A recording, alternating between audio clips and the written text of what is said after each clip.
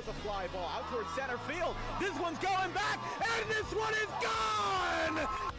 Taylor gets this one out towards center field to the short porch, and it's a grand slam! That's a floater. Out to short. And it's good!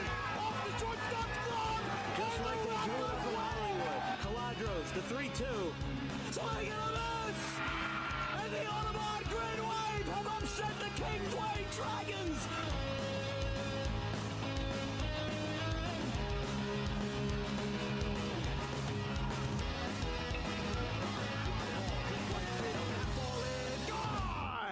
Grant Fournier, 2-run shot to right.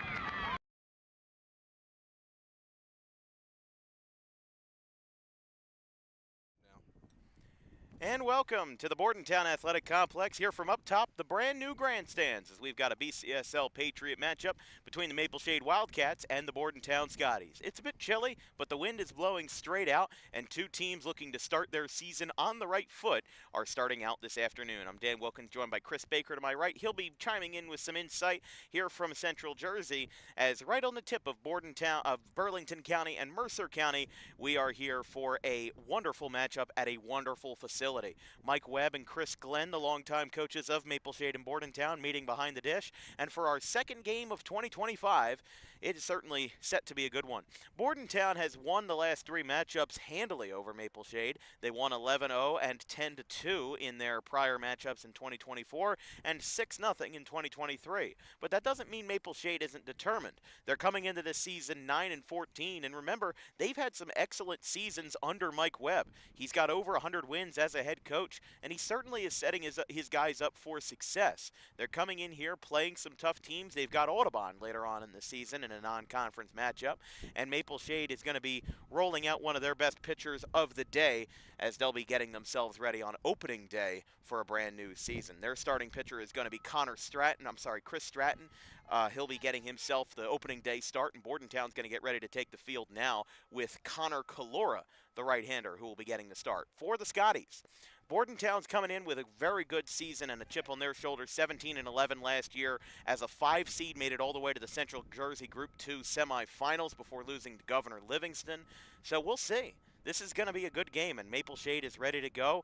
Bordentown's ready to go. On a sunny but yet mostly cloudy day, it's just under 50 degrees, and we've got opening week baseball here on Dan Wilkins Broadcasting. We'll be right back in just a moment as Bordentown has taken the field, and we'll introduce them very briefly.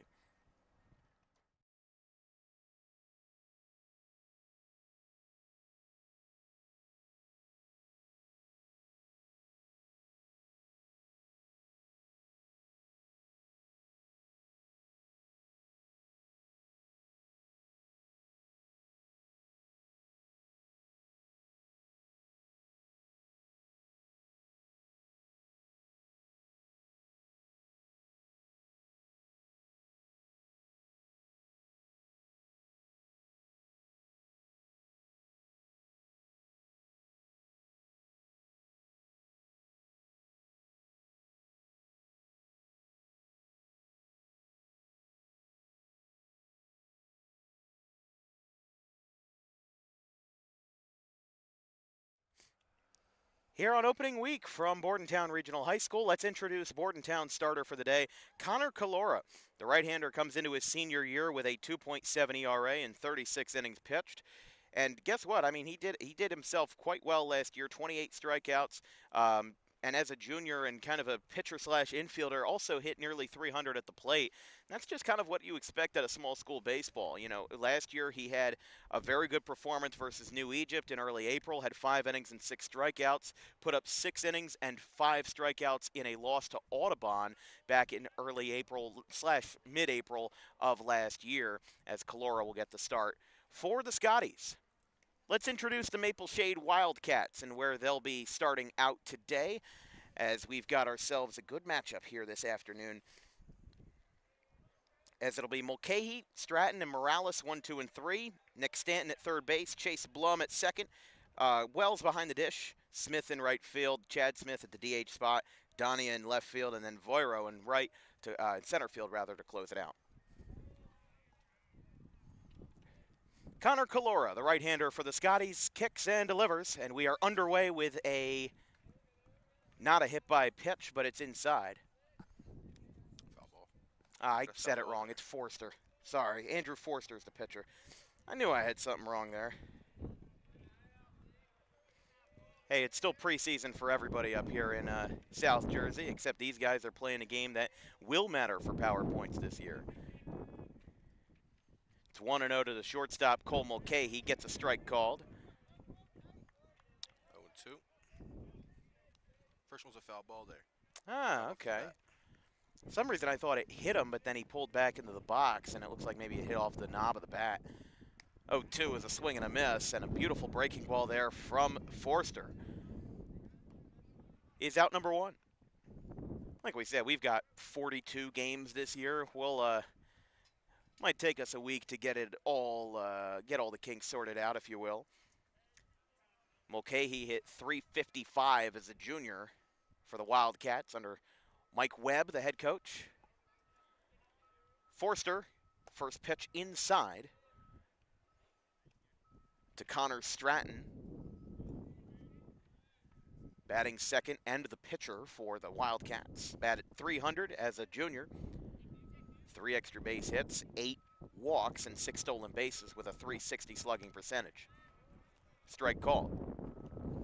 Yeah, look what Forster's doing here, really attacking the zone early and often, kind of, working both parts of the zone, mainly working inside of the right-handers, which is kind of backing them off the plate a little bit, setting up that outside, use that breaking ball to get the first batter of the inning there. Especially since the first 3 batters are all righties, it's definitely a good way to get your groove in. Definitely gets a little bit traditional with that slider, just a nice little curve down and away. That's how he got Mulcahy the first time. Just a little good morning, good afternoon, and good night, and then he took care of him for out number one. He likes trying to set that outside, looks like a sweeper or slide or something like that. Get a little wrinkle in the outside corner as painting the inside there. Count is 2-2 with 1 away. For the pitcher, Stratton,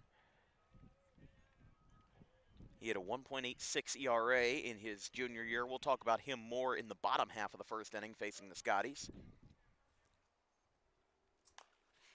Made contact, but jammed it foul, and it's still 2-2. Good two-strike approach there. Anything close, fighting it off, fouling it off there, opposite side of the field. Stayed alive there.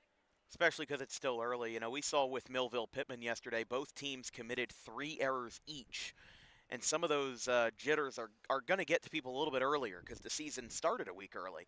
So it's interesting to see how these guys are treating it, especially on opening day for both of these programs. There's a strike called, and now you got Forster back-to-back strikeouts as he brings up Alex Morales. That's paint right there. That's just straight paint. Looking like Picasso out there, grabbing that outside corner, painting the outside, grabbing, second strikeout of the day so far. You might be able to hear the wind behind us. It is windy as a mug out here. 28 mile per hour gusts out to straightaway left center field. Morales takes the strike. It's 0-1. First pitch breaking ball, pitching him backwards there. Obviously, don't want to get too into two different or too many tendencies there. Kind of projecting what you're going to throw early in the count. So I like that. Pitching backwards first there. Definitely like the approach as Morales swings and misses. It's 0-2. First 3 for Bordentown in the bottom of the first will be Anthony Zubak, Luke Guire, the Delaware commit, and Nick Carlini, the first baseman. Forster kicks and delivers. That one is a strike called, and what an inning for Bordentown. He puts him up and puts him down. 3 Ks in a row, 2 of them looking. And that'll be a good start for the Scotties on opening day. We'll go to a quick break. No score going to the bottom of the first.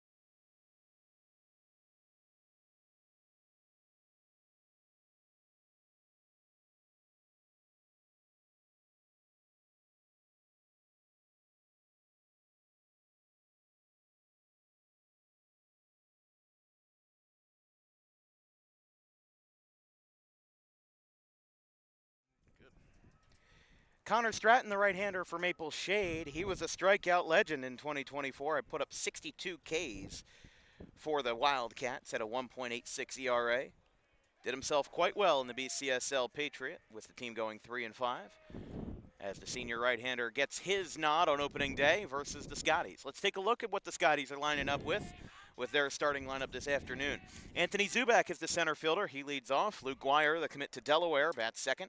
Nick Carlini at first base. Connor Calora, who I mistook for the pitcher, he's at second base. Tyler Rizal at third, the senior. Andrew Forster on the mound, batting sixth. Chris Basile at the DH spot. Then Wyatt Steckley and Luke Harris. First pitch to Zubak is called up and in, 1-0.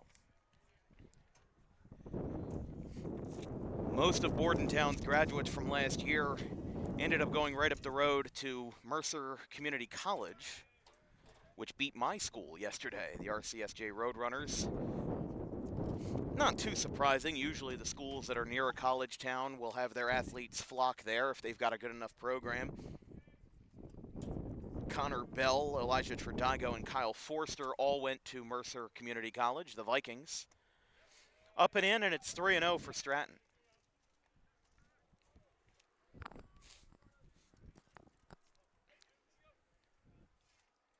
See this weather right here. No wind. Give me the sun out right here. I'll be all right. Even if it's a slight breeze with the sun out, I'll take that. Absolutely. Strike call on 3-0. Zubak, a career .282 hitter, hit .301 as a sophomore. I'm sorry, as a junior. This coming into his senior year. 22 for 73. 12 stolen bases, 21 in his career, and a career .344 slugger. 5 pitches and a walk for Anthony Zubak. He takes a quick jog up to first. And we'll now see number 2 hitter here for Bordentown. The Blue Hen, future Blue Hen. Yeah, Luke Guire. I mean, last time I saw Bordentown was 2023, back when I worked with Audubon when I was a student there. And I remember seeing Luke Guire then as a sophomore, and I'm thinking, this kid is going to be special. Just the way that he plays the game. I mean, think about the commits that we have here in South Jersey to Delaware. Grant Fournier, one of them, out of Cherry Hill West. There's probably more that I'm forgetting. But, I mean, Delaware's been recruiting a lot in South Jersey. And it's always something good to see, especially for those out-of-state programs like Charleston Southern. Brett Young being a South Jersey head coach. Somebody who's experienced with the South Jersey guys and knows what the region has to offer, instead of just going, you know, kind of for the 50% approach and only recruiting guys that are, you know, on your local radar. Count is 1-1 to Guire. Nice Misses there. That's a wrinkle on that one. Yeah, I like that there from Connor Stratton. Like we said, he had 62 strikeouts in his first varsity season last year for the Wildcats. Had 13 strikeouts in a win versus Pemberton back on May 3rd of last year. In fact, had 3 of his 8 starts with 10-plus Ks. Guire sends this one. It almost hit the light tower.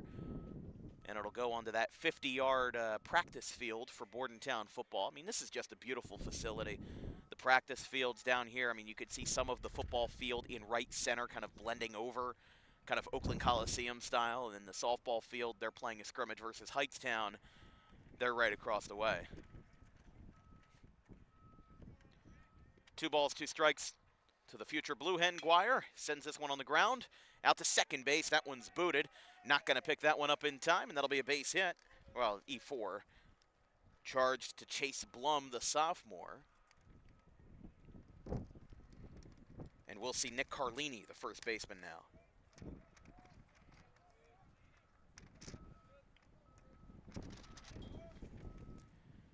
Carlini, another lefty for the Scotties. 2 runners on in the bottom of the first after a walk and an E4. So Stratton with an early jam. That one is a strike called. Yeah, I mean, if you're Stratton, you're doing everything right there. You roll a 2-ball right there, but second baseman couldn't come up with it. Now you got 2 runners on, no outs. Yeah, it definitely is a kind of psychological conundrum for those pitchers when you know you could have had a double play there, but the infield just couldn't get the job done, and that's always a tough sell for the pitcher, especially in this situation, because now you got to do some extra work. Does have a good count here with Carlini. It's 0-2. Stratton is working, it's that leadoff walk, working back-to-back 2-strike counts. That's good for the pitcher right there, Maybe just kind of, first game jitters for Stratton there. Absolutely. So, you work around that, that leadoff walk. You try and roll a 2-ball there. It's unfortunate. Pitch number 13 for Stratton goes to the backstop. That hit off the knee of Wells behind the dish, and now 2 runners are in scoring position for the Scotties.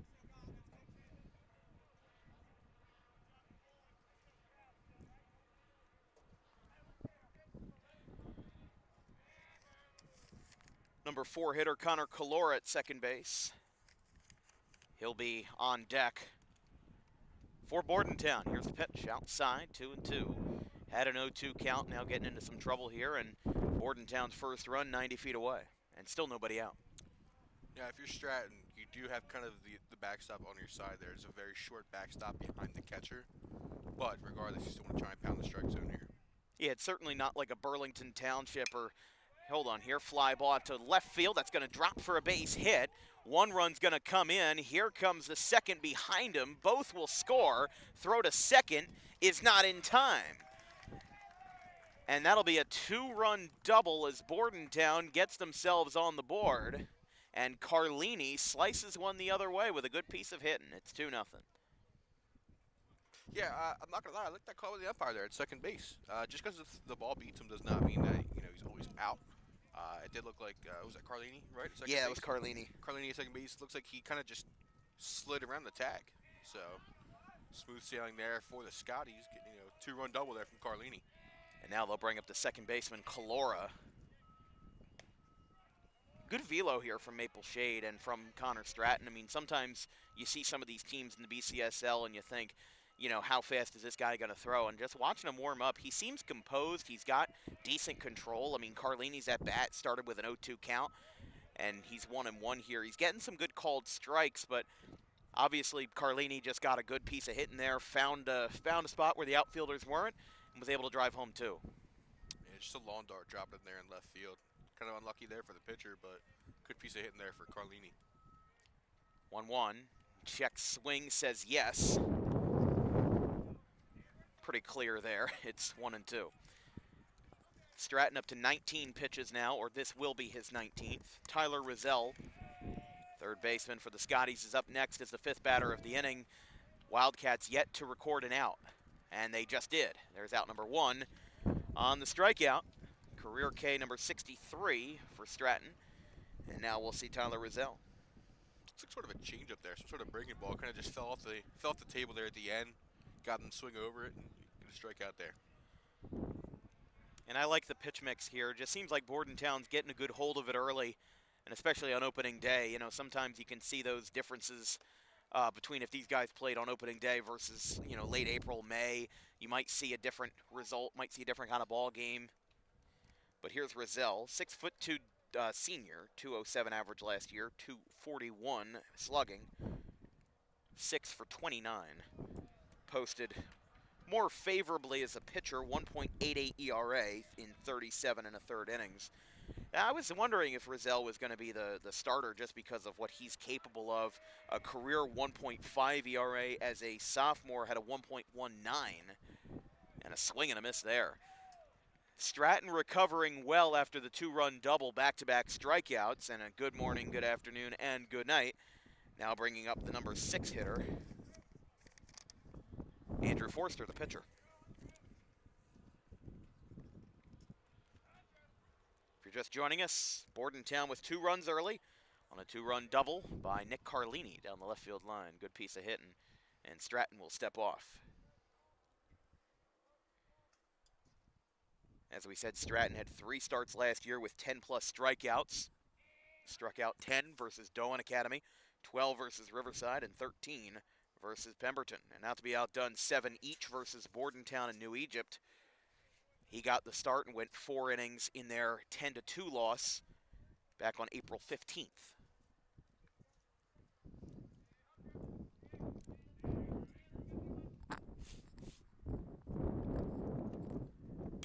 Popped up, that'll be over our heads and back into the woods below, although the wind blowing in the other direction stopped it from going too far. Count is 0-2. And even if Stratton recovers, gets a third K, or gets a ground ball to end the inning, he's still going to be at the minimum 25 pitches in the first inning. Not the kind of marker that you want to set, especially if he wants to go a good distance. He does get it there, and Connor Stratton, having an early hiccup, gets 2 runs across, but he strikes out 3 in a row to stop the threat in its tracks. Through 1 here in Bordentown, it's the Scotties 2 and the Wildcats 0.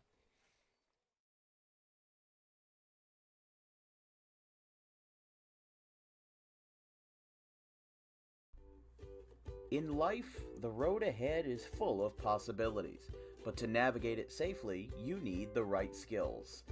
Harper Driving School is the premier driving school serving Gloucester, Salem, and Camden counties. With experienced instructors, many of whom are teachers in local schools, we are dedicated to your success and will help you master the road with confidence. With an over 95% success rate of students passing their road test on their first try, you know your student will be in good hands while embarking on a huge step of their young adult lives, all while avoiding the lines at the DMV and getting insurance discounts. We chose Harper, and so should you.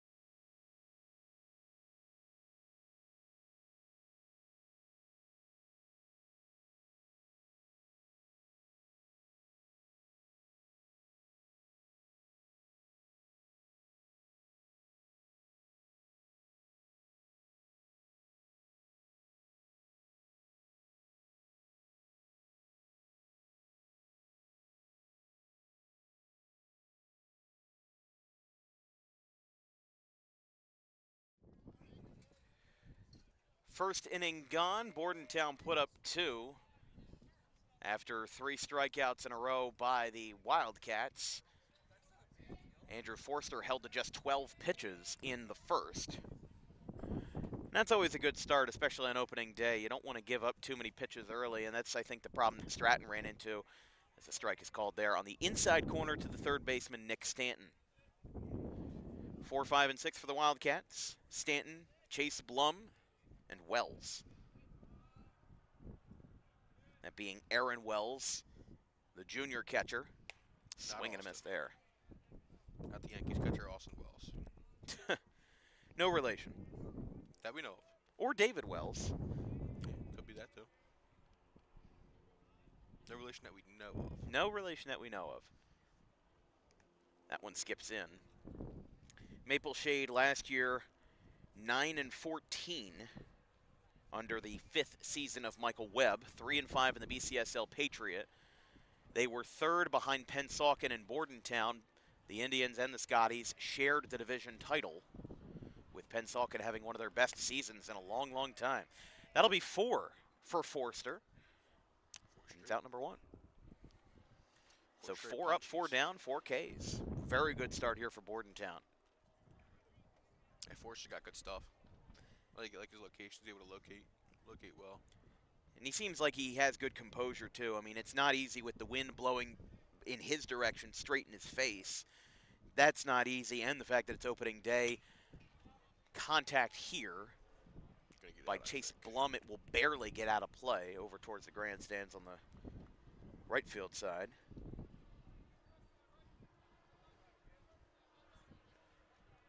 We'll be on the air tomorrow down in the opposite direction in Cumberland County for a matchup between the Vineland Fighting Clan and the Cumberland Colts. 4 p.m. first pitch. And the 0-1 is a swing and a miss. 0-2 now. Chase Blum, one of the freshmen I was highlighting on my preseason chart for this year. He's on deck.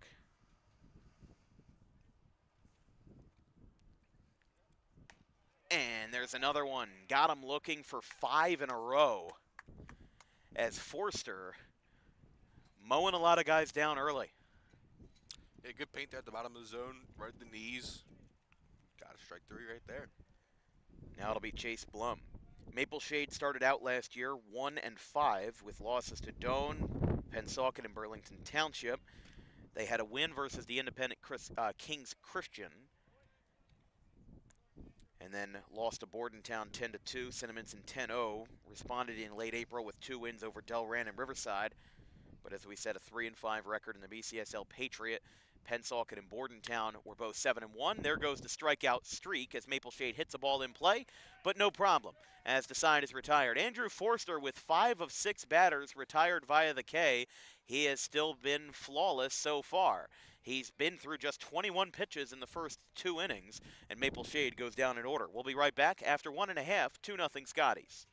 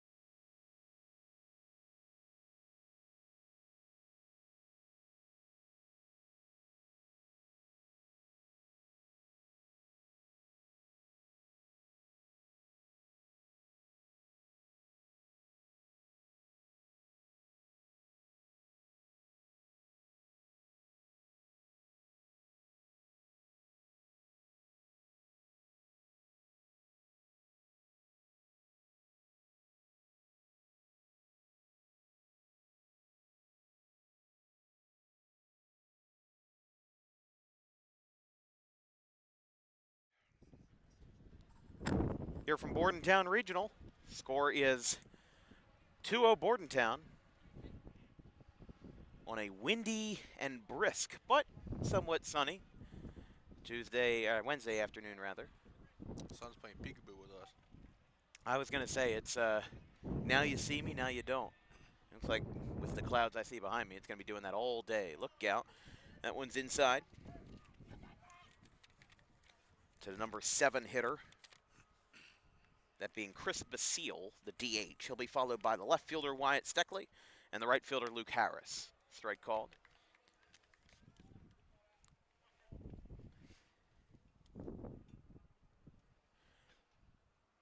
As we said, Stratton put up 25 pitches in the first inning.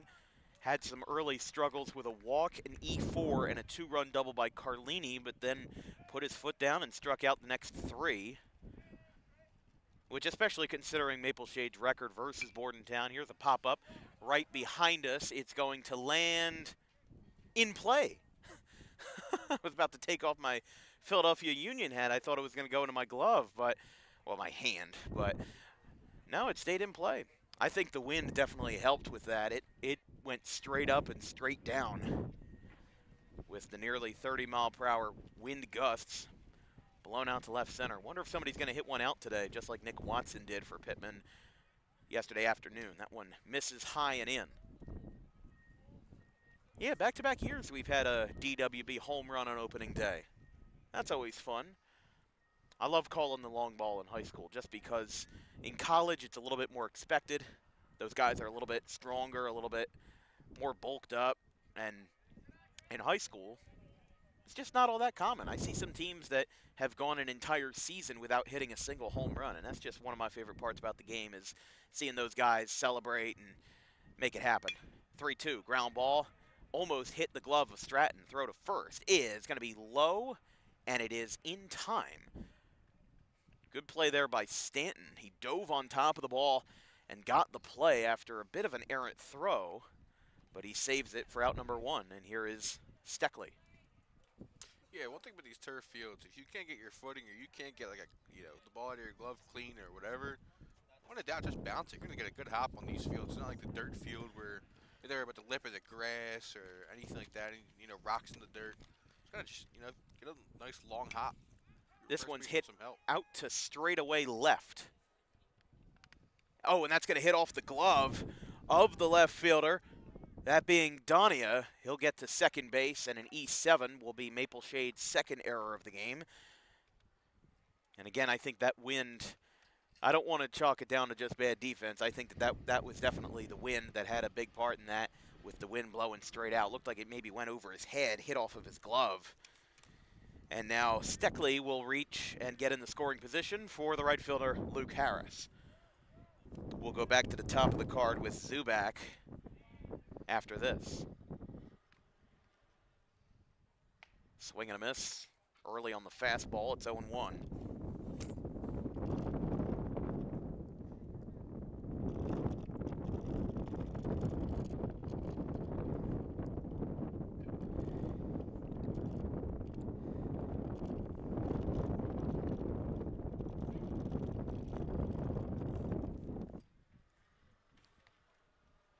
One ball, one strike with Stratton.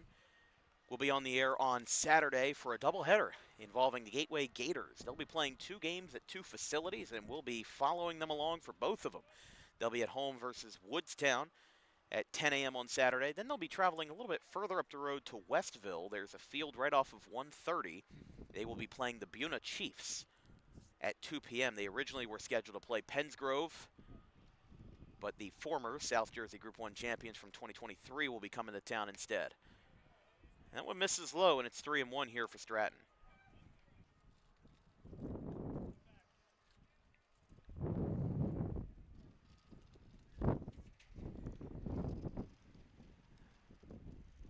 Three balls, one strike. Stratton kicks and delivers. That one is going to be a strike called, and he'll call Harris back into the box. 3-2. When I caught the outside corner there right before Harris took a nice little trot down to first base. For about 2 feet. Steckley on second. Stratton is set. Looks back at the runner. Kicks and delivers. That one is strike 3. Fooled him twice. And Harris is down for Stratton's 4th K. And this will bring us back to Anthony Zubak at the top of the order. He walked and then came around to score his first time.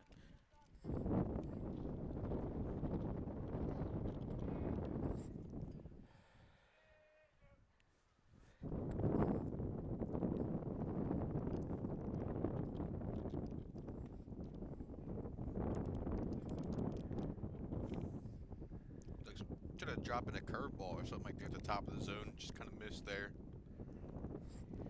Yeah, those pitch releases can definitely be make or break in this kind of condition. You have trouble gripping just because of how cold it is. The wind is, at least for us, the wind is at our backs. For them, the wind is right in their faces. And pitching right into the wind, that's kind of tough. It is very tough. And especially with the sun popping in and out as well. There's so many variables that go into, what makes a clean condition. And I've seen pitchers in the rain that struggle a lot just because you struggle with that. And even this, there's not a single drop of rain around, but there's problems with the wind, there's problem with the sun. The turf field makes it very bright because it's not natural grass. Although I should say that the batter's box, and if you see it on your screen here, that'll be a walk to Zubak. He walked for the 2nd time today. That is dirt in the batter's box and in that circle behind the plate. And the pitcher's mound is also dirt. However, everything else is all artificial turf. I think some of the turf fields that we've seen, like Rutgers Camden, that is all artificial turf. Not a single drop of grass there. But this is kind of like a bit of a hybrid, I guess. Yeah, almost like a old Rogers Center kind of type. Well, Rogers Center, before they switched it, I think 10 years ago, I really didn't like the fact that all of the infield was green, except for a small patch around the bases. That just looked so weird. It looked very minimalistic. That is still one of the 10 I have to go to, but don't have a passport. 1-1. I apply for one now before the season ends. Yeah. Only about an 8 or 9-hour drive up Well, there. that's why I need the whole Real ID thing next month, is that I don't have a passport. I've never left the country. Pitch number 46 for Stratton. Looks back at Steckley on second. Thought he was going to go for a pickoff move there. He's got 2 on and 2 out. Nick Carlini, who's on deck, drove home the first 2 runs of the game on a 2-run double to left.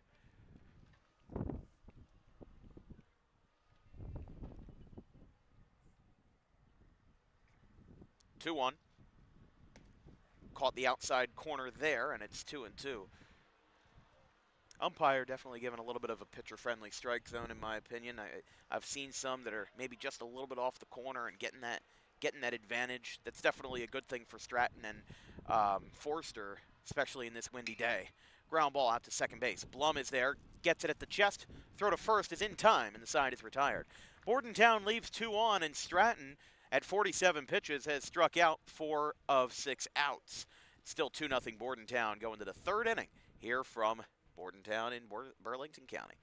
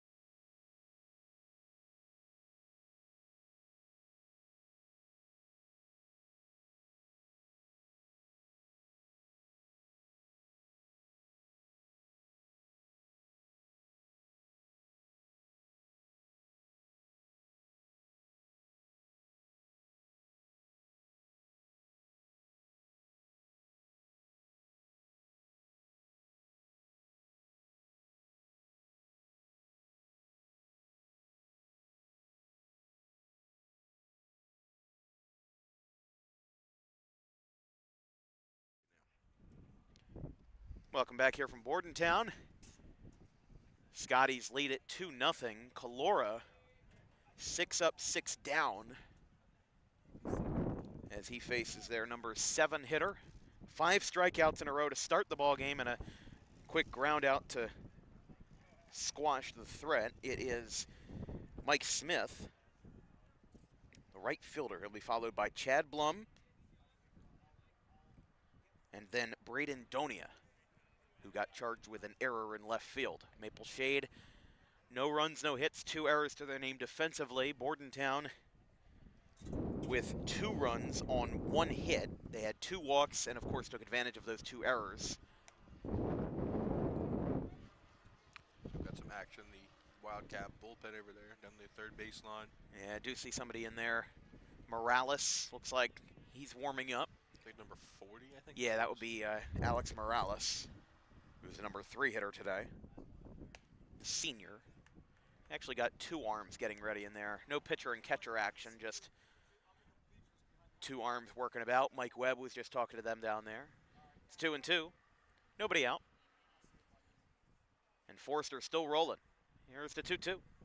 Swing and a miss. That's 6 strikeouts for Andrew Forster, and he is getting his senior season started on the right foot. Out number 1. Here's Chad Blum batting at a left side batter's box. I just really like Calora's approach. He's not letting the beginning of the season get to him. He's just going out there doing his job and doing what he needs to do, and I really like that approach. I mean, Forster's just pounding the zone here, getting swings and misses left and right. And you could just see it on the scoreboard in left center, the pitch count difference. This will be pitch number 28 for Forster. Stratton's at 47 after 2 innings. And that's why Maple Shade's getting that action up in the bullpen. You don't want to run your guys up early this season. It's still cold, still early. Arms not as stretched out yet, so you don't want to run their pitch count up just quite yet. And also the fact that the season for the state is starting a week earlier. You know, that's not something that a lot of people are used to. I would say the effect of it is there's number 7 Just a wrinkle for on that Forster. one there for Forster. Painting that backdoor slider across the outside of the zone. I don't know a lot of high school pitchers, especially at this level, that have those backdoor sliders that are that effective. You know, I can think of some off the top of my head, but just Forster has been excellent with the pitch selection, pitch mixing. He's not too reliant on one pitch. He's just doing his job, and he's also working pretty fast, too. He's not, you know, lollygagging around the mound. He's set, he looks back, and now he's got the glove to the chest, and he goes. 1-0. Ground ball out to the right side. It's picked up by Calora. Throw to first is in time. And, man, what a rolling start for for Andrew Forster. 9 up, 9 down, 7 of them strikeouts. 2-0 Bordentown going to the bottom of the third.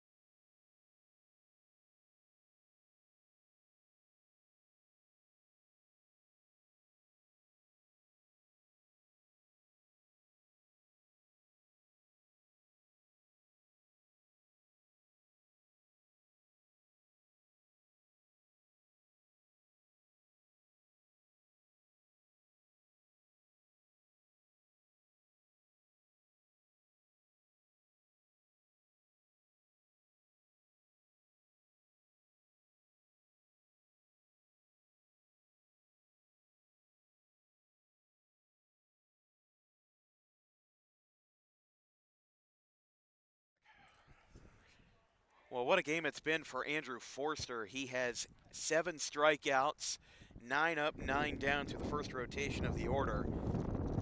It's just been a beautiful day for him, even though the weather outside might not be as favorable. Connor Stratton still working here in a 2-0 ball game. Bordentown left 2 runners on in the second after Nick Carlini drove home the first offense of the day with a 2-run double. Carlini bats here in the third. As Stratton nears 50 pitches, there was some action in the Maple Shade bullpen. Now that they're in the field, that action will have to pause as Carlini pops this one up. First base side, Stanton going over. Blum goes back and he makes the catch. Out number 1.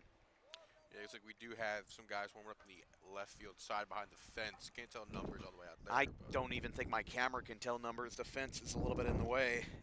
And here's Calora, the second baseman. This broadcast is brought to you by Harper Driving School.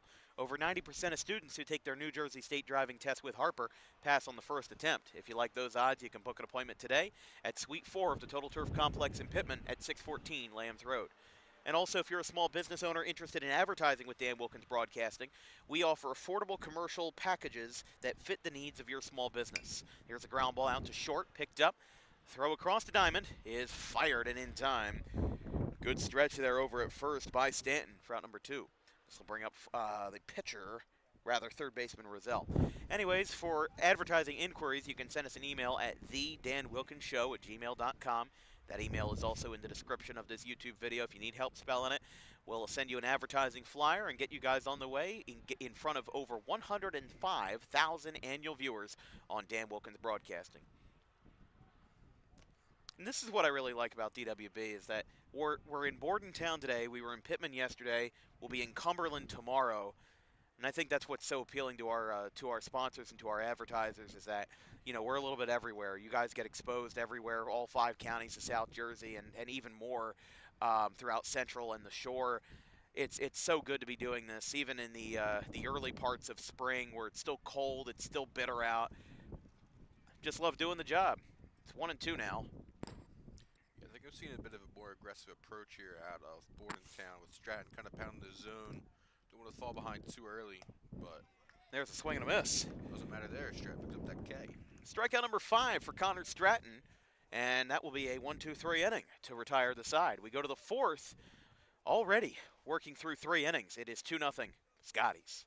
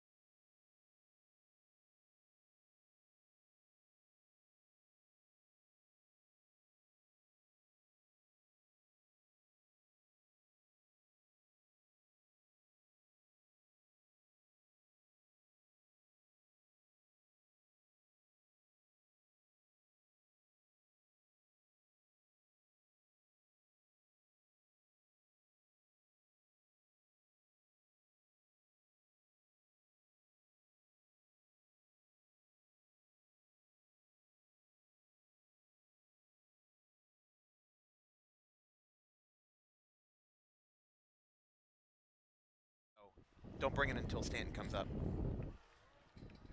Connor Calora, 9 up, 9 down in the first rotation of the order. First pitch to Cole Mulcahy, the shortstop. Yeah, Forrester usually getting out in front there 1-0, but 0-1, but spikes that one. Yeah, no, he's been very good with control today, and I've been very impressed with what he's been able to do. Just because, especially with the wind conditions, I would be impressed, but not as so if it was 70 degrees and sunny with, not a blemish in the world. But I mean, this is a pretty rough condition for late March, and he's getting himself out there. Ground ball to third, picked up, throw across is in time. Runner dove into the bag, and that's out number 1. Yeah, I mean, a little Superman dive there. Turf field, it's not going to slow you down as much as a dirt field would, but still, regardless, I would kind of. It's March. It's early. I think Eric Hosmer did that once in the World Series. Had a bunt like up the first base line and then tried to dive into the bag. And my 6th grade science fair project was on that. Is sliding head first or feet first faster? It is not. It is not. That was the answer I came up with as well as a 12-year-old. Here's Stratton. 0 for 1. Mulcahy, Stratton, and Morales, 1, 2, and 3 due up. They all struck out in their first at-bat as Stratton gets jammed, grounds it to second. Calora is there. Beat him by a step or 2. It was a little closer than I thought. It's out number 2. Second baseman kind of thought he had more time than he did, but luckily still got it out in time. I do like the Maple Shade team helmet right there that looks like Stratton's wearing. The tricolor. Oh, yeah. A little old school. Although not everybody is wearing that helmet. No, that is high school baseball right there. Obviously because, well, as long as you keep it, neutral or school colors. Usually most schools are not as, I guess, strict about that. So, it makes sense.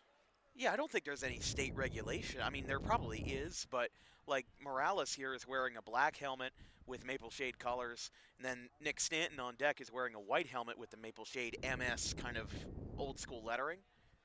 like, I don't know, as the count is 1-1, like, I don't know what the regulations are on that. I don't know what the specifics are, but it's interesting. Morales, in his first varsity game, his second at-bat, hits it to right, diving, and that's going to, he put his glove up, said he couldn't get it. Umpire behind the plate says it dropped. And that'll be a base hit for Alex Morales, breaking up what would have been a little perfect bid there. Try to keep my tongue. I was also trying to do that. In a 7-inning game, it comes and goes real quick, but he went 11 up and 11 down. Morales' single gets rid of it. And looks like they're going to take him out here, let him go get hot in the pen. yeah, Morales was up in the pen, and this is, like we said, his first varsity game as a senior. Did not have any prior records, so they're going to go with a 2-out courtesy runner because he's going to be the pitcher. I'm assuming so. I don't know. I'm not sure. I think there's so. 2 outs. So I'm not sure what the plan is there until we get to probably the bottom half of the 4th. That is Cal Mattis, the junior running for Morales. For Forster, kind of sucks right there. You know, obviously you're playing back with the wind blowing out, but nothing you can really do there. Just kind of the lawn dart just dropped right in as Morales does head to the bullpen. So yeah, that definitely was. I think that was kind of a foreshadowing move there, where wanted to get Morales out with 2 outs so that he could warm up maybe just a little bit before. Oh my gosh, that was my lineup card. I don't think I've seen it fly that far in a long time. My whole scorecard almost went. Oh my gosh. it went just huge gust. It just had a huge gust pop up. I thought it was going to fly onto the field like a paper airplane. Thank you, sir, very much. That was our Bordentown lineup card. Almost became a victim behind the plate. Forster 0-2, pounding the bottom of the zone there. Get the call. Let's keep that one under the scorecard this time. That might not be enough to save it. 0-2. Popped up foul. I was ready. We saw everybody to our left just flinch. But yeah, no, as you were saying before, really unfortunate moment for Stratton. Looked like the right fielder just was maybe a couple inches short of coming up with it. I thought he might have had it at first there, but Umpire at home had the final say, said it was down. And Stanton calls time. Stanton had 1 homer for Maple Shade last year, 14 RBI.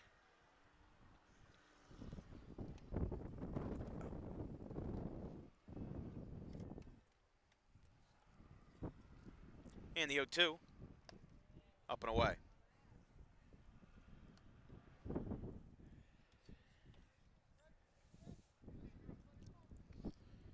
Forster now looking to try and get this last out of the inning. Go back, throw the jacket on until he's his spot in the order is getting ready to get up. Absolutely. Here's the 1-2, outside.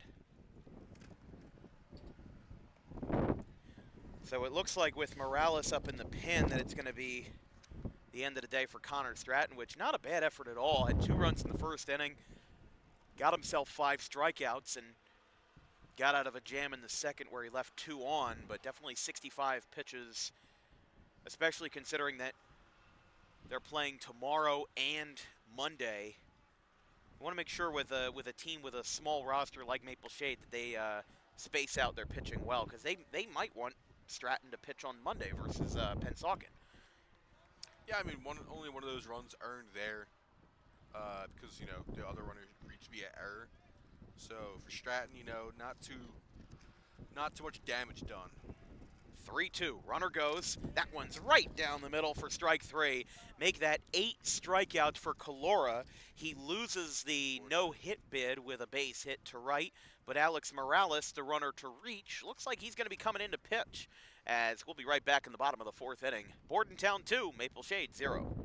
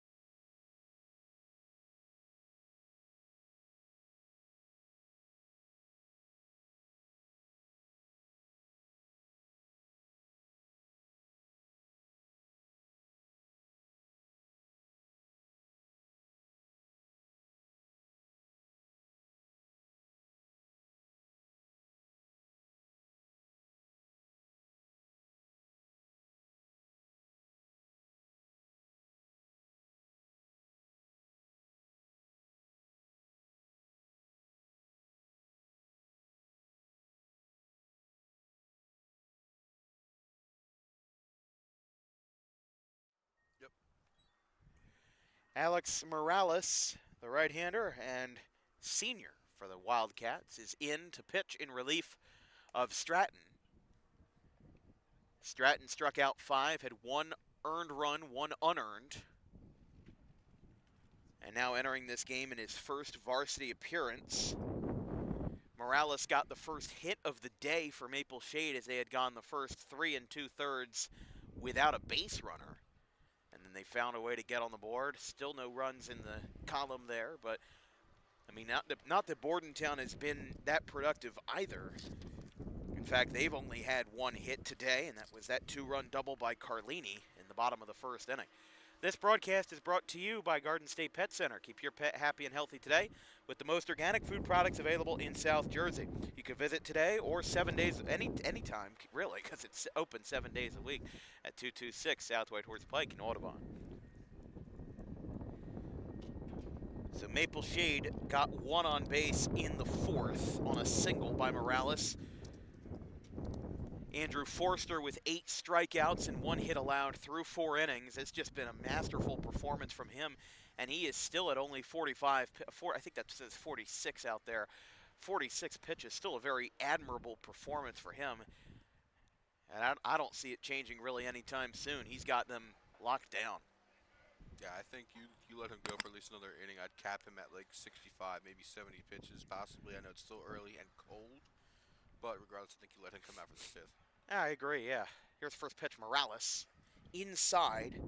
It was checked on by Forster. Didn't get it there, 1-0. Yeah, no stats for Morales. This is his first varsity appearance, and he's getting a real rip the Band-Aid off moment. He hits 3rd in his first varsity game, and he's pitching in relief. I mean, hey, that's better than what I could do. I'd never played high school baseball, and I know that for him, you know, any pitcher, anybody who gets thrown into that position that early in your varsity career, it can definitely be a little bit jarring, but Morales keeping himself collected there as it's 2-2. 6, 7, and 8, Forster, Basile, and Steckley. Forster 0 for 1. He struck out in the first inning. He was the last out of the first inning. And now the 2-2. Check swing says yes. And Alex Morales picks up his first varsity strikeout. And there's out number 1. Hey, good stuff there. Kind of looks like he might have had Forster forward. Wasn't really too sure if you wanted to pull the trigger on that one or not, but regardless, still swung enough to get the check swing called against him. So, I mean, yeah, with the velocity being a little bit lower than what Stratton had, it can definitely, you know, mess with your psyche a little bit as the first pitch. Good control, though, here from Morales. He doesn't need a whip-in fastball to get it into the zone. It's really just what he was able to accomplish there. Here's the DH Basile. He grounded out to 2nd his first time. Basile out to right field. It'll be foul into the batting cage area.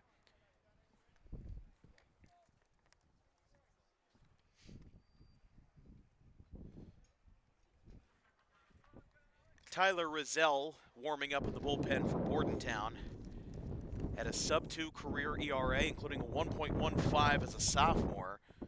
I've been really impressed by his stuff. I was surprised he didn't get the start, but I think Chris Glenn made the right decision there. And the scoreboard just shut off in left center field. Count is 1-2. Yeah, Rizell and Forster, kind of a 1-2 combo. Really like the optics of that, as that one is down. 2-2 now. I think we just missed on that one. You know, Shade dugout liked it. Umpire thought it was a little bit low. Yeah, good off speed, though. And he got him. Back-to-back Ks for Alex Morales. And how about this for a welcome to the big time with a strikeout back-to-back.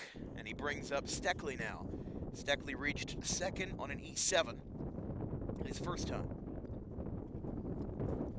So still 0 for 1 in the scorecard. But as we said, Carlini's the only one to record a hit. Only 2 hits combined between these two teams. I'm sorry. 2 hits total. 1 for Maple Shade and 1 for Bordentown. And considering that the last game that these two played was 11-0 Bordentown, and the game before that in early April was 10-2, Maple Shade's holding their own. That one's going to be a ground ball down the first base line. It will stay foul.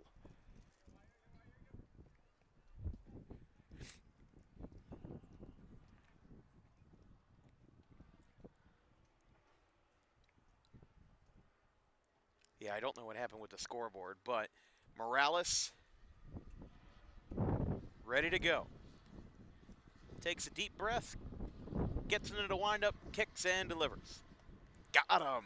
Alex Morales, how about a debut? Strikes out the side in his first varsity inning on the hill. We are going to the top of the 5th inning. It is 2-0 Bordentown.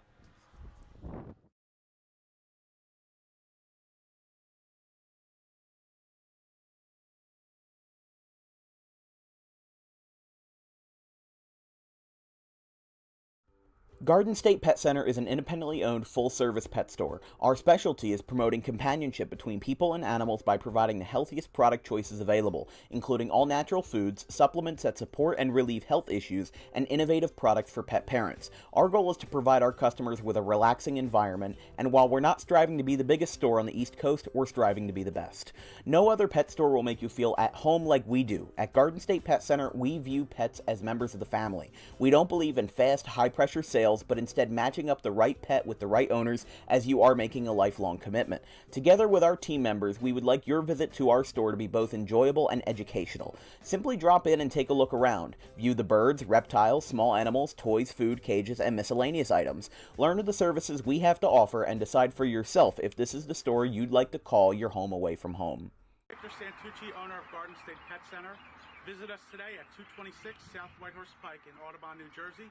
We're open 7 days a week for all of your pets' needs.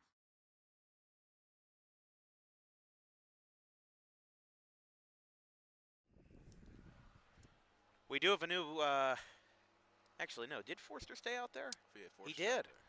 We did see Roselle warming up at the bullpen, and I saw Roselle standing over the pitcher's mound. And as I'm, doing my notes and everything, it can be a little bit to keep up with it, but what a day it's been. One hit allowed, and even that was just because he had Harris had trouble coming up with it in right field. One hit from Morales, 8 strikeouts, and now this one's fouled back. It hit the light tower. That's got to count for something. Light tower power. Blinko. It's the wrong way. Yeah. Scoreboard's back up there out and left. There's a ground ball over the middle. That's going to be stopped. Guire spins, fires. Got him. Wow. How about it? He'll be doing that a lot over in Wilmington, Delaware. And how about that for Luke Guire? Right over the middle. Beautiful play. And that is out number 1. That's why the Blue Hens won them down in Newark. Exactly. You remember if Delaware has a turf field? It is all turf. Over at Bob Hanna Stadium. I was also there 2 years ago. I think they played Ryder, and Ryder won the game 6-3. That was still at least 2 years ago. There's a strike called. It's a fun complex, though. It's a very nice facility. You've got your track and softball fields and field hockey all next to each other, not to mention the actual Blue Hens football stadium. The Tub. Is that what it's called? Tubby Raymond Stadium. Huh. Good old Tubby Raymond. I've seen pioneer of the triple option, the modern triple option. I see. Led them to a couple national championships. The Tub down in Newark. 0-2. Got him. Strikeout number 9. If he can get it down the first, it'll still count for a K anyway. And it's out number 2 in the 5th. Well, yeah, Delaware's making the jump up to FBS in 2026. They're going to be Conference USA this football season. That'll be interesting to see. We of know South we've got Jersey some guys. football commits down in South Jersey for Delaware. Manny Doku of Holy Cross in the BCSL. Committed to Delaware for football. And Khalil Ali, Pennsauken, transferred from Boston College. Already thinking about football season. August 28th. Out on Opening the beach. kickoff. Can't wait for that one. It's going to be a good old day down there in Ocean City. That'll be fun for you guys, absolutely. Oh, yeah. 9 strikeouts for Andrew Forster. He has been rocking and rolling here in 4 2/3 innings. Only 1 hit allowed. Just missed there. Still at only 53 pitches. Efficiency. The name of the game here for Forrester today. And Rozelle over at third base would probably be waiting in the wings maybe for the 6th and 7th, especially with this game being as close as it is. You know, like we said, last time these two played, it was 11-0 Bordentown. Was I going into this game thinking it would be more of the same? A little bit, but Maple Shade has held their own. They held their own in their playoff game last year versus Woodstown, lost in the first round by a score of 3-1. I mean, sometimes people just want to look at wins and losses, but if you lose by 10-0 or if you lose by 1-0, yeah, it deserves to be looked a little bit differently. How you've handled adversity, the final result is the same, but as a strike is called there, it's 3-2. You know, sometimes it's about what you played. It's sometimes, did you beat an 0-20 team by 1 run, or did you beat them by 10 runs? Some of that can make a difference. Count is 3-2. Outside, and that'll be his first free pass of the day. I keep it 2 minutes for Forrester. 4 2/3, you've left your first walk. Not too bad there. Yeah, can't be mad at that by any stretch of the imagination. As here's Mike Smith, the right fielder.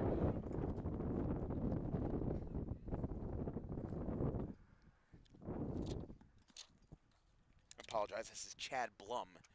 Smith ended up just taking the free pass inside there. Hey, if you're Forrester, you want to try and, you know, maybe take a step off, take a second to yourself, kind of recollect yourself, and make sure you start keep pounding the zone. I mean, he's been working fast all day, but almost seems like he's working too fast. There's a base hit in the left. Chad Blum gets aboard, and that'll be 2 runners on for the Wildcats. Second hit allowed by Forster.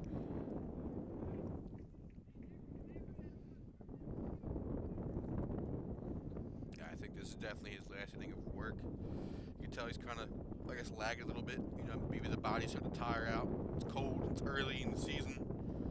I think if you're Coach Glenn, you want to, you know, make sure that, you know, you have someone ready to go.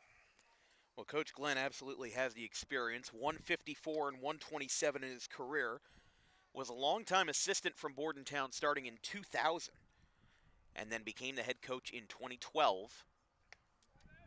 Has won 154 wins. Bordentown started 9-3 last year before a late April skid, losing 5 of 6. And as we said, I mean, you know, we've seen some coaches in South Jersey who've been coaching for 30 years, and they've got 500, 600 wins. Chris Glenn still has put up a very commendable resume here with 150 plus across 12 years, not to mention 12 prior years as an assistant with the Scotties. I mean, that's a long time dedication to a program like this, and you know, he's very confident in his guys, and he's obviously built a good program over here considering their 17-11 record in 2024 and a co-division championship with Pennsauken in the BCSL Patriot. Here's the 0-2. Forster looks back at second. He's got 2 on. The biggest jam he's dealt with today.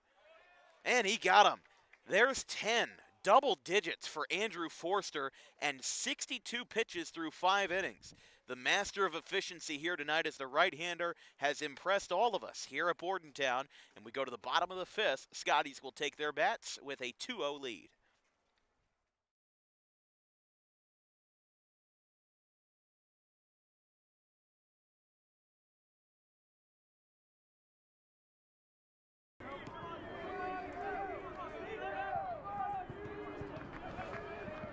Ryan Nutley, who has 3 RBIs so far, is up on deck as here's a fly ball to center field, going back to the wall. It is gone! 3-run home run, Steve Schaefer. He rockets one out, and it's 9-2.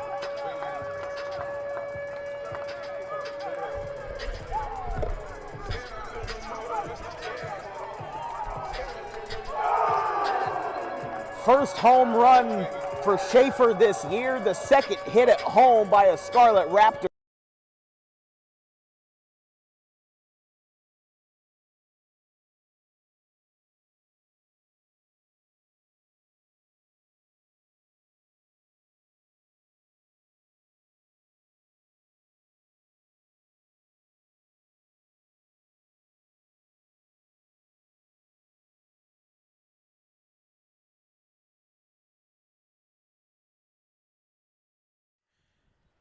Bordentown water towers to our left.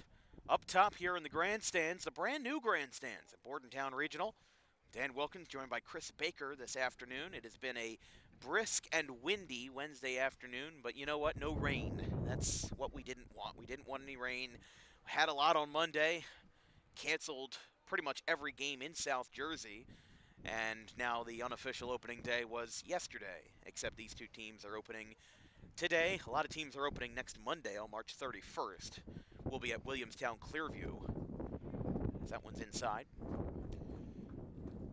Here in the bottom of the fifth inning, Morales in his second inning of work.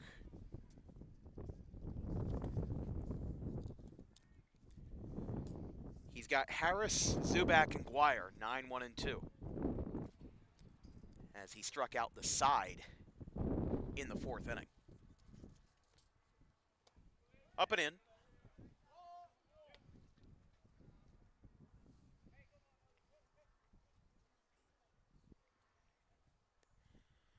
Bordentown had 2 runs in the bottom of the first, a 2-run double by Carlini, and then nothing else. It has been a very pitcher-heavy game. Of course, yesterday we saw Millville beat Pittman 6-3. There's a strike called, 2 and 2. Yeah, Nick Watson home run. That kid can hit and pitch. Especially at the hitter-friendly Joe Lang Field, their secondary location.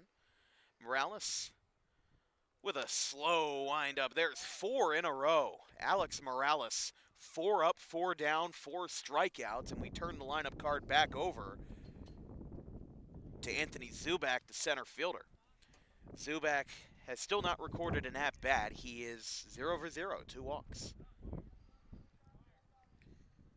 Zubak is a junior, 22 for 73, batted .301, 6 walks, 12 stolen bases, 21 in his career.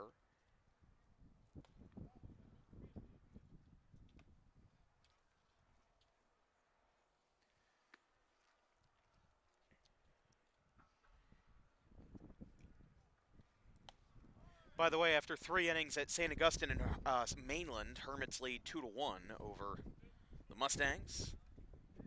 2-run home run by Christopher to center fielder. This is center field. That one's popped up foul. It'll be 1 and 2. That one also hit the light tower.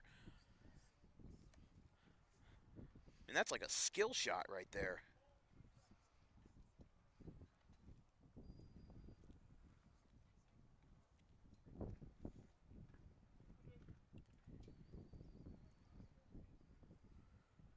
One ball, 2 strikes.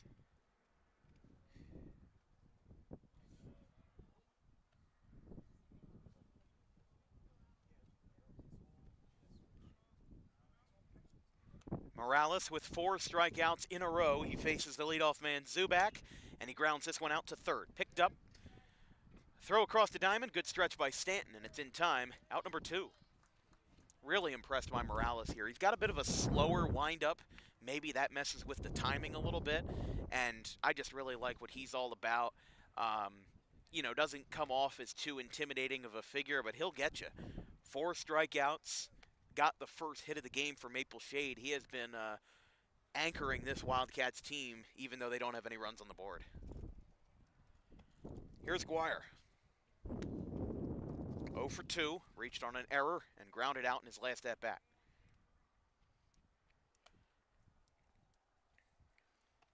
Swing and a miss.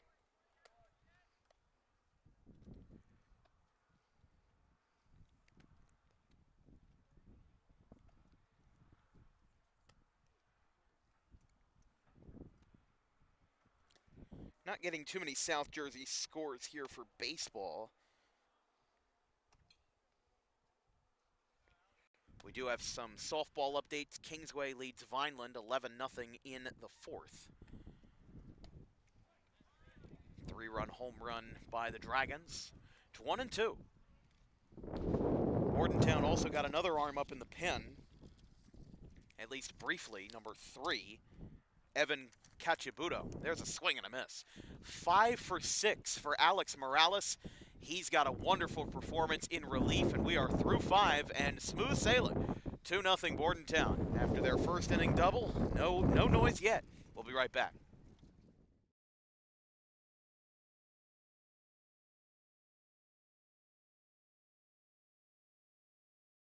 He's donning the number 34 and the shortstop for this one. First pitch. There's a line drive into center field. That one is going to drop it. It's going to go to the outfield wall.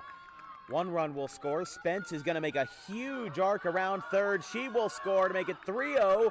And here comes the runner to score. It's an inside the park home run for Ella Hayes to make it a 4-0 game, a 3-run inside the Parker to the 2.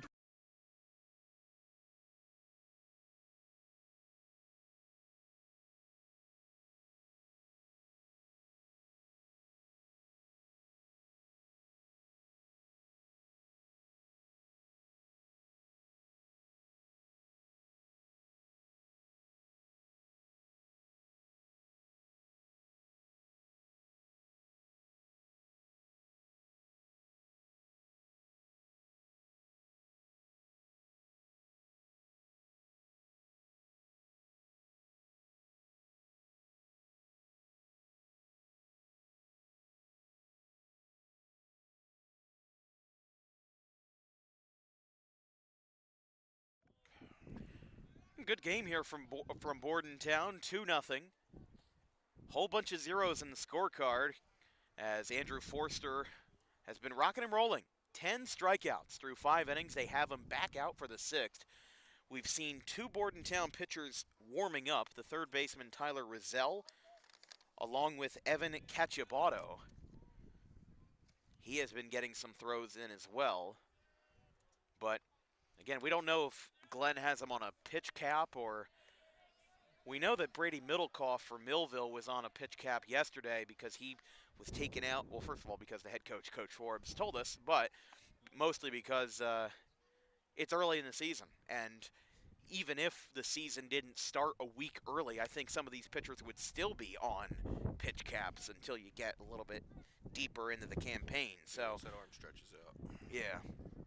I mean, I like what Forster, really like what he's been doing. Been very interesting to see him work. Especially, I mean, this is an amazing impression for an arm that we believe is uncommitted. 10 strikeouts, only 1 hit. And here's the 2-1. Strike called.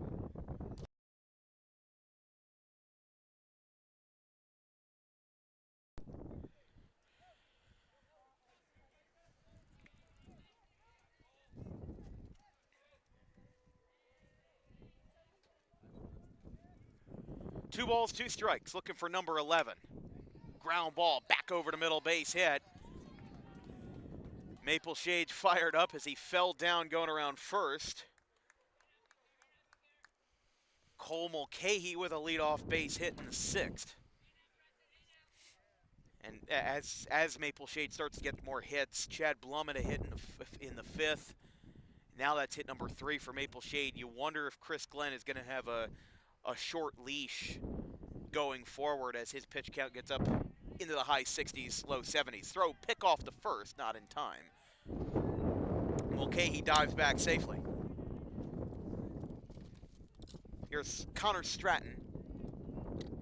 He was the starter for Maple Shade today, and even though he didn't put up 10 strikeouts like Forster did, I mean, he still did good for himself. I think we got a pinch hitter, or at least a different hitter, number 10. What was his number you said? Number 10. Oh, that would be right. That's Preston Carey. I apologize. So that is Preston Carey hitting in the spot for Stratton. Stratton also has some experience in the outfield. However, they went with the third baseman Carey instead, number 10.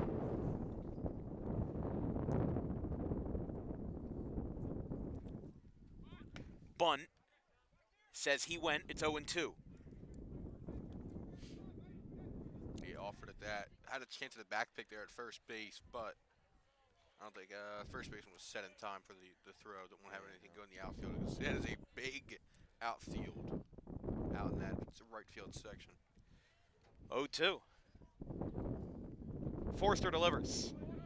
Ooh, didn't get it. 1-2. That's pitch number 70. Carey batted 182 last year. 1 extra base hit. 227 slugging percentage in his 3rd season with the varsity Wildcats. So he's at 70 now. That's a ground ball foul. The pitcher Morales is on deck. He's had 2 hitless innings.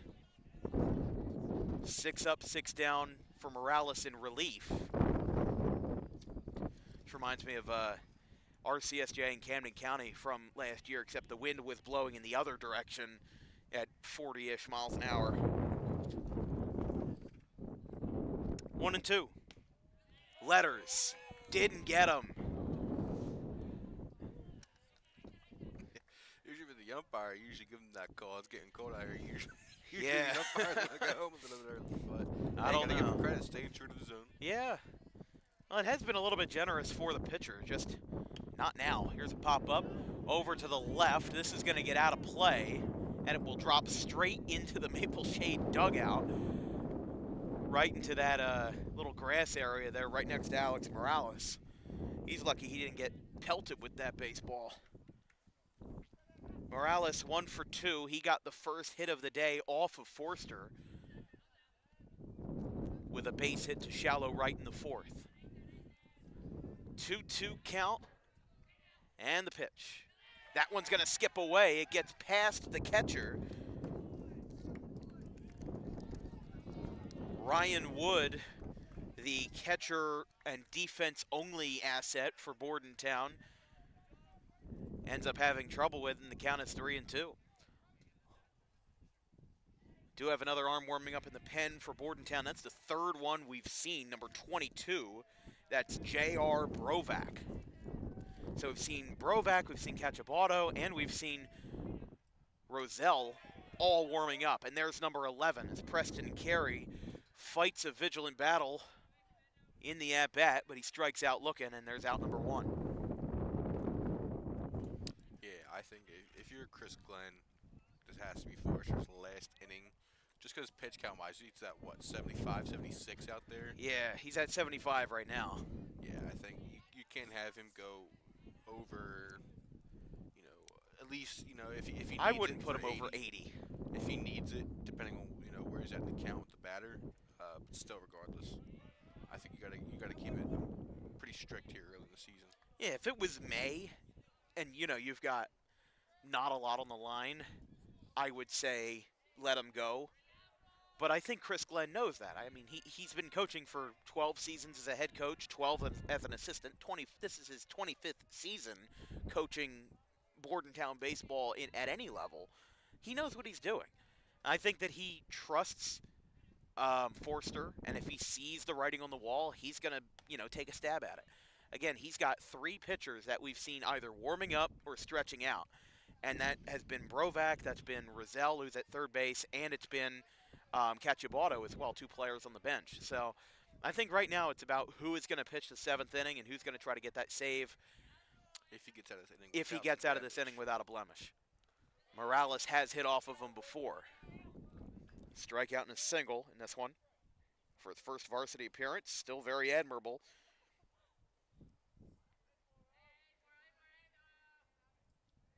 From Bordentown Regional High School at the northern tip of Burlington County.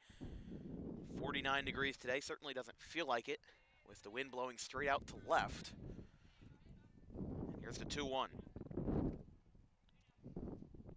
Morales crushes a ball right center field in his first varsity start. He just hit the ball out of the yard. Tie game. Alex Morales to right center field.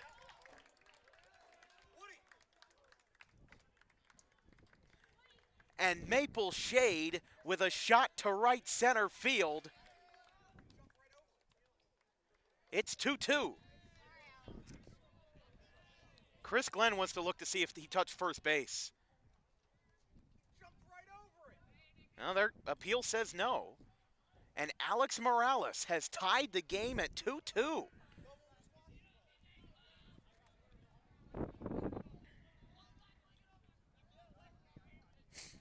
Wow. So Forster, who has had an excellent day so far with 11 strikeouts, gives up a 2-run homer to Alex Morales in his first varsity start as a senior. And now pitching coach coming out. They will take the ball out of his hand.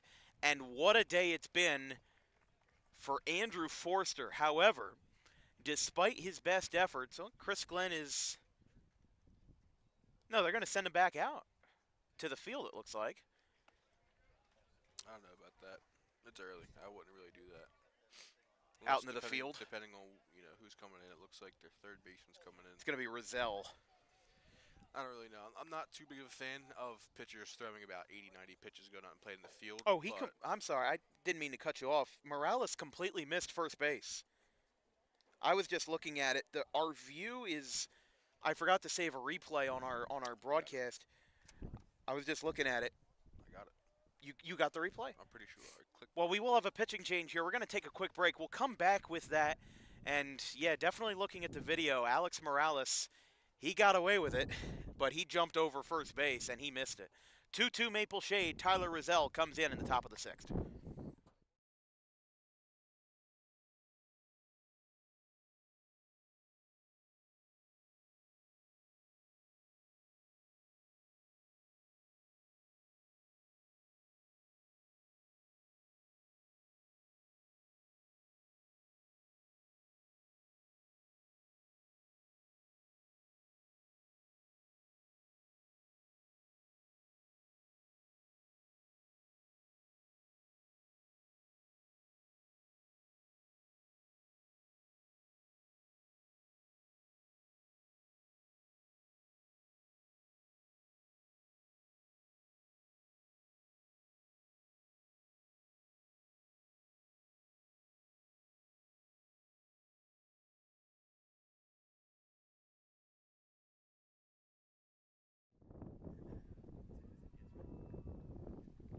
Morales crushes a ball, right center field. In his first varsity start, he just hit the ball out of the yard. Tie game!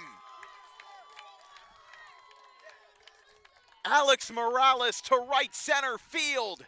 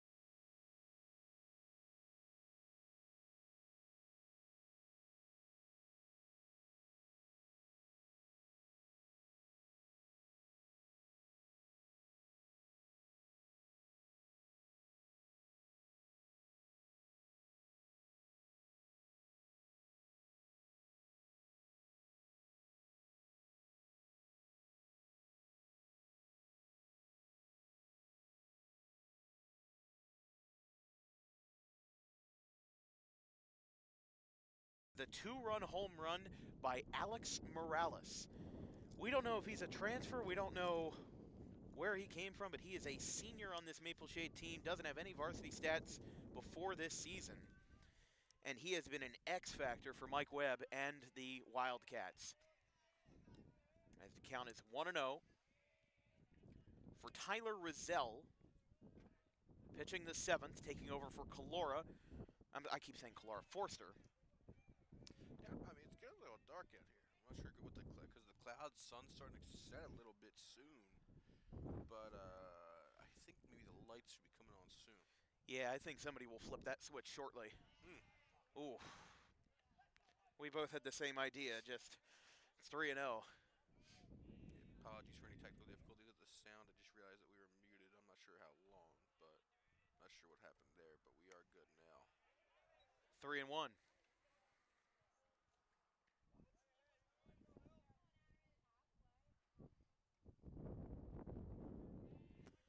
Three balls, one strike. This one's hit out to right field, straight away. Up with it, making the catch is, excuse me, that is going to be, I don't know why I blanked on that one. It's going to be Harris, out number 1.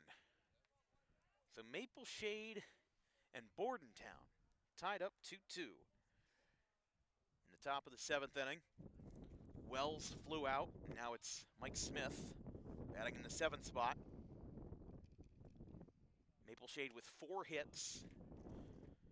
Their first didn't come until the 4th inning when Alex Morales blooped a single in the right field.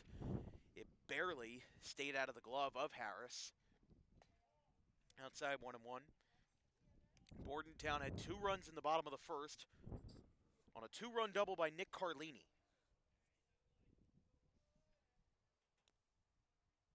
As the 1-1 is a swing and a miss, 1-2.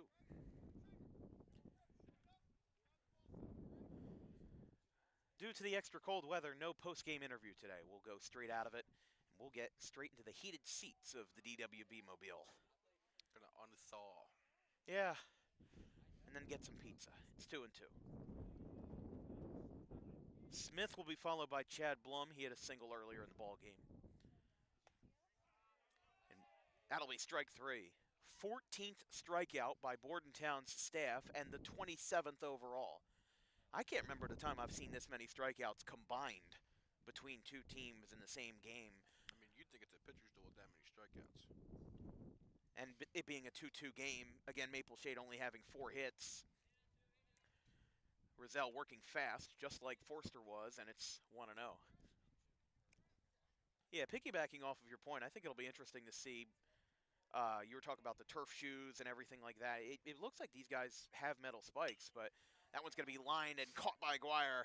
That'll end the inning. So we'll pause there as we go to the bottom of the 7th inning.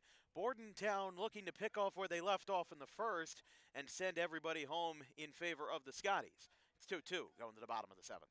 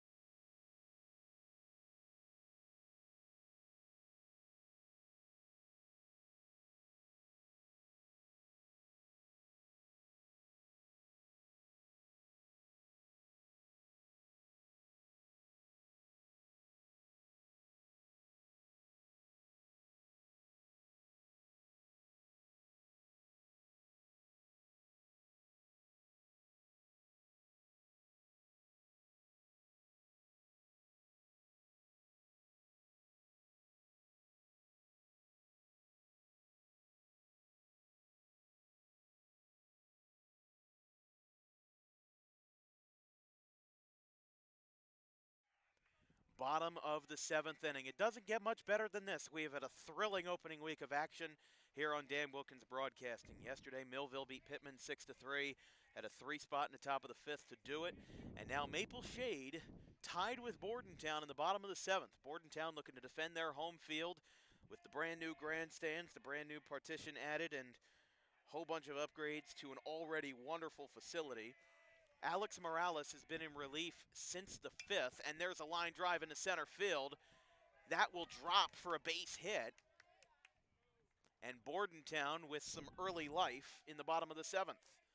I was saying to Dan during the break, I mean, I'd like to see Bordentown be a little bit more aggressive. You know, you see a lot of swing and miss, even though from Maple Shade, a lot of swing and miss. They're still being aggressive at the plate, trying to push the envelope with the bat. I think for Bordentown, I mean, they've kind of just let a lot of opportunities go by a lot earlier in that bat. It's kind of working out 2 strike counts a lot. You know, it's kind of just fight with your back against the wall right there. It's not really the prime position, but right there, you know, first pitch swinging, single there. See what they've got versus Harris with Steckley reaching. They go for the bunt. Ball gets away.